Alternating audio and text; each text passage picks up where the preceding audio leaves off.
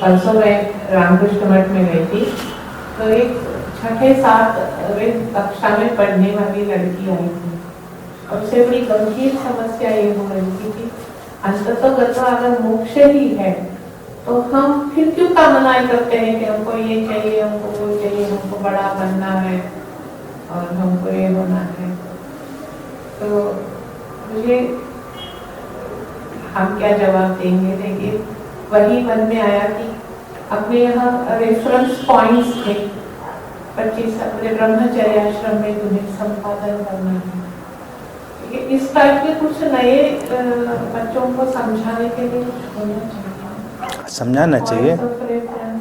बिल्कुल बिल्कुल। देखिए, समझाने वालों की समस्या क्या है, उनके पास रेडीमेड आंसर्स हैं। रेडीमेड आंसर कभी काम नहीं आते। मैं यही कह रहा था कि इसीलिए अलाइव प्रेजेंस नीडेड हमेशा चाहिए होती है। रेडीमेड से कभी काम नहीं, क्योंकि ये जीवन है, ये अलाइव है। इसीलिए भारत में हम आग को इतना महत्व देते हैं। मैंने कई बार इसकी चर्चा की। पूजा में आग जलती है, आग का मतलब है alive, it's burning all the time. तो पुरानी चीजें काम नहीं आएंगी, वो कितनी भी अच्छी हों, कितनी भी अच्छी हों, उनसे कोई फर्क नहीं पड़ता।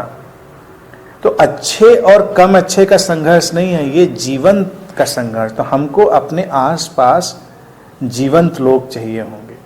रेडीमेड आंसर्स के जितने भी कल्ट हैं वो सब काम नहीं कर पाएंगे। बहुत कोशिशें करी लोगों ने, बहुत फॉर्मेट बनाए, बड़े उत्तर बनाए, बड़ी किताबें बनाई, ऐन मौके पे कोई काम नहीं आती।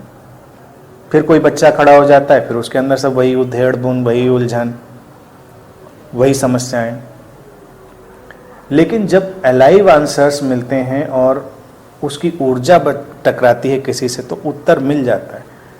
अब जैसे पहले प्रश्न की बात थी, हमारे यहाँ कई बार कई मित्रों का ये अनुभव है, उनको बिल्कुल सटीक समाधान मिल जाता है, लेकिन उनसे पूछो कि क्या, तो कहते हैं ये नहीं बता सकते क्या, लेकिन अंदर सब सेटल्ड हो गया है।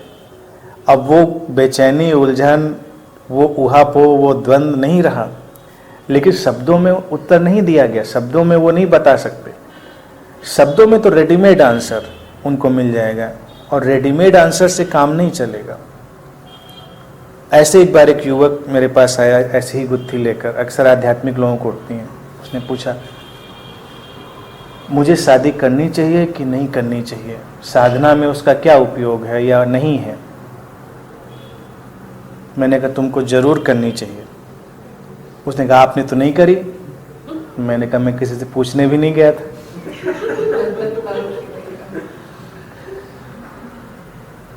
मैंने कहा तुम पूछने आए हो, इसका ही मतलब है कि तुम्हारे अंदर संभावना खुली हुई है, तो उस संभावना पे चलना ही तुम्हारे लिए उचित होगा।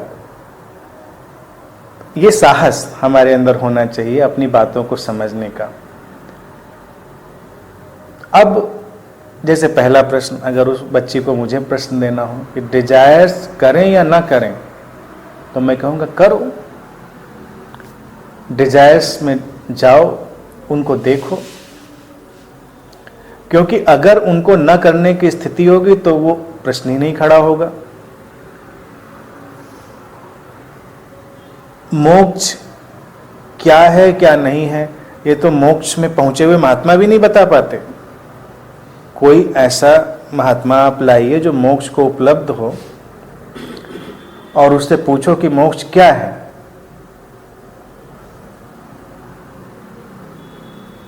मुझे नहीं लगता कि आपको कन्विंस कर पाएगा, मुझे आज तक कोई नहीं कर पाया, क्योंकि वो बताने की बात ही नहीं है, वो तो अनुभवगत है। कुछ चीजें भारत ने अज्ञेय में डाली, अननोएबल। अननोएबल को एक्सप्रेस नहीं किया जा सकता, क्या बताओगे उसके बारे में। तो कई बार वो एब्सर्ड सी बातें, एब्स्ट्रैक्ट सी बातें होकर रह जाती हैं। जिसने जीवन को ठीक से देख लिया, उसकी व्यर्थता को, उपयोगिता को, वो मुक्त है।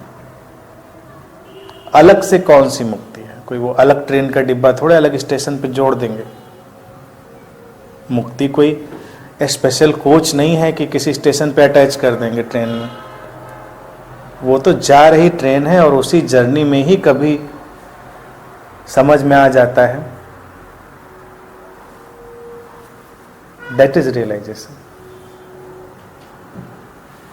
मुझको ऐसा लगा कि कहीं उसको पेरेंटल हैरेसमेंट लगती है, पढ़ो पढ़े जाओ। वही रेडीमेड आंसर। इसीलिए तो उसके मन में मुक्ति की आस नहीं जगी। बिल्कुल, मुक्ति की आस तभी जगती है। मैं विश्वविद्यालय में जितने दिन रहा और फॉर्चुनेटली हॉस्टल में रहने का मौका मिला, तो बड़े स्टूडेंट्स के साथ रहने का, एग्जाम के टाइम अगर सर्वे कराया जाता, सर्वेक्षण कराया जाता स्टूडेंट्स का, लड़के लड़कियों का, तो उसमें से 99% डीपली स्पिरिचुअल सीकर हो चुके होते थे। क्या है ये जीवन, क्या उपयोगिता है, पढ़ के भी क्या होना है, कहाँ पहुँचेंगे, और नौकरी कर लेंगे तो क्या मिलेगा, पास हुए फेल हुए उसका क्या मिलना जाना। आत्मा, शांति और तरह तरह के जिस पे जिस कल्ट का प्रभाव होता था, उस बाबा की फोटो आ जाएगी वहाँ पर। जो लड़के कभी मंदिर की मुंह नहीं किए होते थे, वो उस दिन मंदिर जाते दिखाई देंगे, कोई ध्यान में बैठे दिखाई देंगे, कोई निष्क्रिय सक्रिय, और जितने भी उनको समझ में रेडीमेड अवेलेबल होते हैं सब करते हुए दिखाई देंगे। आध्यात्मिक किताबें निकल आएंगी, और मैंने तो बहुत नज़दीक से देखा, मुझे ताज्जुब होता था। जिस समय उनको कोर्स की किताब पढ़नी चाहिए एग्ज़ाम में जो उनको आने वाला है, उस समय स्पिरिचुअल लिटरेचर, कई मास्टर्स की किताबें सब टेबल पे सजी हुई हैं, बीच बीच में पढ़ी जा रही हैं और अंडरलाइन की जा रही हैं। सब उभर आया स्पिरिचुअल सीखी, वो भय से निकली हुई। तो ऐसे अध्यात्म का कोई मतलब नहीं है जो भय से निकलता है, बहुत सारे लोगों में निकलता है। वास्तविक रूप में जिंदगी को देखने से जो चीज उभरती है वो टिकती है। अब जैसे प्रश्न के उत्तर की बात पहले प्रश्न में थी, तो मेरी डिवाइस यही है कि कई बार लोग आते प्रश्न पूछते हैं, मैं टाल जाता हूं, फिर वो नहीं पूछते। मेरा कहना होता है तुम्हारे प्रश्न की इंटेंसिटी ही नहीं थी, तुम उस पर टिक ही नहीं पाए। कभी लोग लिख के भी देते हैं, तो इंटेंसिटी जब मुझे पता होती तो मैं तुरंत ले लेता हूँ उस उत्तर को। कई प्रश्न मेरे पास पड़े रहते हैं, 6-6 महीने बाद, साल भर बाद उनके उत्तर देता हूँ, अगर वो व्यक्ति टिका रहा।